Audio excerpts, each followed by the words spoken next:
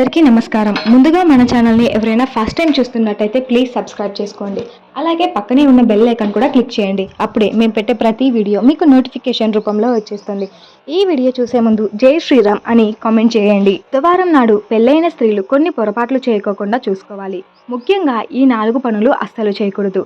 దాని వలన అనేక ఇబ్బందులు వచ్చే అవకాశం ఉంది. వివాహమైన స్త్రీలు సంతోషంగా ఉండాలి అనుకుంటే బుధవారం నాడు ఎటువంటి పొరపాట్లు చేయకూడదో ఇప్పుడు తెలుసుకుందాం. పెళ్లి తర్వాత ప్రతి ఒక్కరూ సంతోషంగా ఉండాలి అని అనుకుంటారు. అలాగే కుటుంబ సభ్యులందరూ ఎటువంటి ఇబ్బందులు కలగకుండా ఉండాలని, సంతోషంగా ఉండాలి అని కోరుకుంటారు. అయితే సంతోషంగా ఉండాలి అంటే ఎటువంటి పొరపాట్లు చేయకోకుండా చూసుకోవాలి. ఒక్కసారి మనకు తెలియకుండా కొన్ని పొరపాట్లు చేస్తూ ఉంటాము. దాని వలన ఇబ్బందులను ఎదుర్కోవాల్సి ఉంటుంది. బుధవారం నాడు ప్రత్యేకించి గణపతిని పూజిస్తాము. బుధవారం ఆరాధించడం వలన సంతోషంగా ఉండవచ్చు. వినాయకుడి ఆశీస్సులు లభిస్తాయి.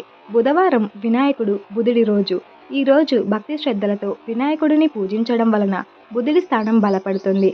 నిలిచిపోయిన పనులు కూడా ఈ రోజున చేస్తే పూర్తయిపోతాయి. ఆనందం, శ్రేయస్సు కూడా కలుగుతాయి.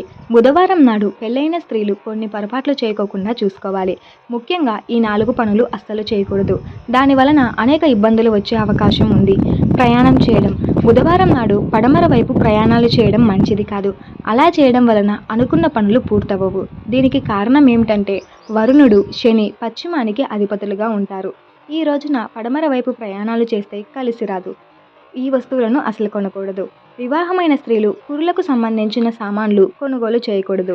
నూనె, దువ్వెన ఇటువంటివి. ఇలా చేయడం వలన బుధుడి స్థానంపై ప్రభావం పడుతుంది. రంగు దుస్తులు ధరించకూడదు. బుధవారం నాడు పొరపాటున కూడా నలుపు రంగు దుస్తులు ధరించకూడదు. అలా చేయడం వలన వైవాహిక జీవితంలో ఇబ్బందులు వస్తాయి. బుధవారం నాడు ఎవరికి డబ్బు ఇవ్వకూడదు. ఇలా చేయడం వలన బుధుడి స్థానం బలహీనంగా మారుతుంది. ఆర్థిక ఇబ్బందులు కూడా కలగవచ్చు. వ్యాపారంలో, ఉద్యోగంలో కూడా సమస్యలు రావచ్చు. హోప్ యూ ఆల్ గైస్, మీకు ఈ వీడియో నచ్చిందని అనుకుంటున్నాను. వీడియో నచ్చితే తప్పకుండా లైక్ చేసి, షేర్ చేసి, సబ్స్క్రైబ్ చేసుకోండి.